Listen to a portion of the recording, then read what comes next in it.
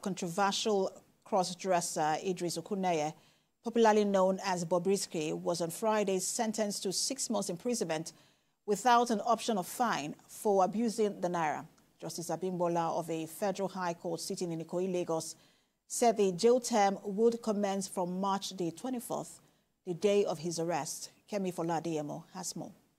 Bobrisky was brought into the Federal High Court Ikoyi on Friday by operatives of the AFCC, where he had been held. Upon his arrest and following his conviction, his sentencing, which had been fixed for Tuesday, April the 9th, was stalled due to the Eid al-Fitr public holidays.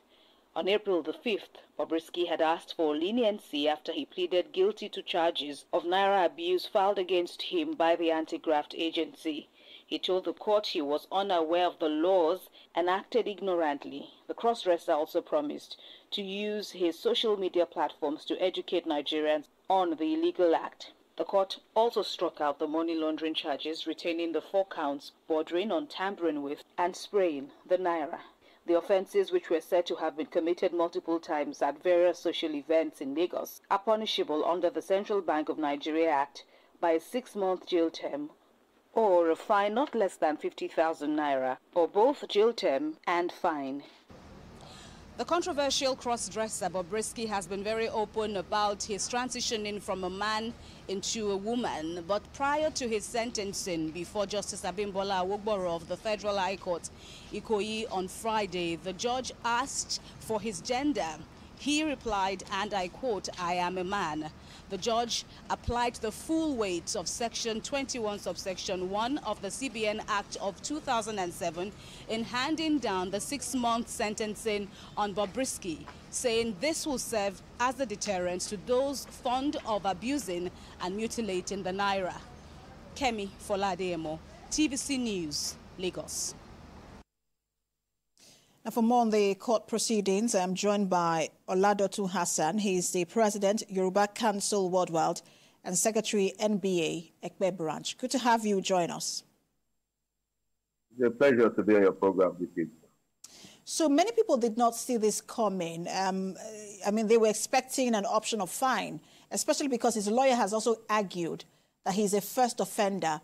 What is the position of the law when it comes to jailing first offenders? Well, the tried principle is the fact that we cannot interfere with an ongoing case.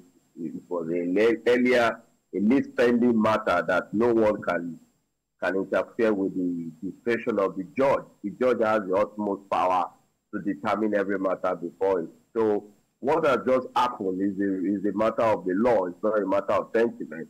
Either as a first offender, the matter is the fact that there was a conviction based on the violated principle of the CBN Act. And in view of the fact that there was an allocutor prior before the sentencing by Bobrisky, Mr. Idris Okuneye, who claimed that he is a first offender. He wanted to use his platform of over 5 million to educate Nigerians and global community on the need to stop the mutilation of our naira notes. Although, unfortunately, naira note mutilation has become a culture whereby people go to parties, weddings, and all that. Is becoming part of our daily living. And there's a need to exercise the caution. But in view of the fact that the judge had handed down the ruling as far as today is concerned, he pleaded guilty. He pleaded and appealed to the conscience of the court. But the judge has it was seen as though none of that worked. But can he appeal this? And what will an appeal look like? Yes, he has right of appeal, and he has right of bail pending appeal to argue the case further.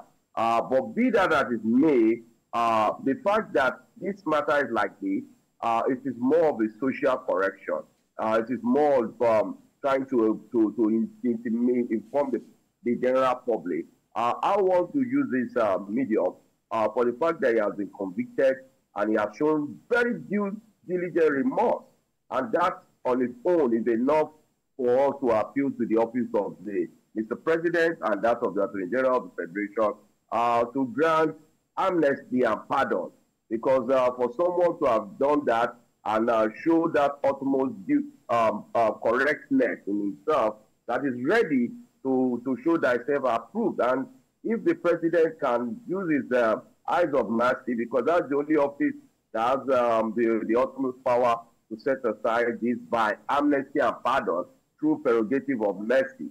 And I believe the Attorney General of the Federation, if proper application is brought before his good office, will look through this and look at the intention of how and what we intend to achieve by informing the public to stay off. Mr. Hassan, there are people who will say, look, perhaps for the president, there are weightier matters, to use that pardon for.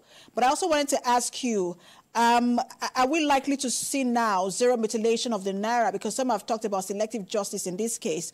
What should be done to ensure that people do not continue to flout this law?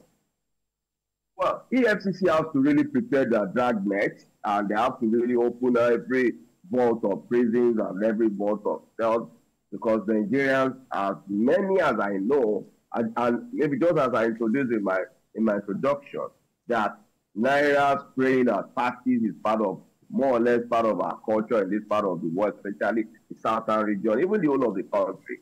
And even globally, even in America, you see spraying of naira or maybe of dollars and all that. It is not the issue, but we just want to appeal that in as much as proper orientation and education and information needs to be carried out, this measure is really a deterrent to serve a proper notice to every Nigerian.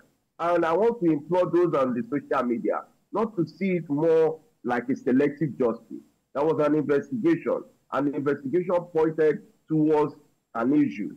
Now the issue has been committed, and as a lawyer, the only best way we can tell the public is the fact that the sentencing and serve its purpose to inform an average Nigerian that, oh, you have to be careful in spraying naira notes or dealing with naira notes in a most unreasonable manner.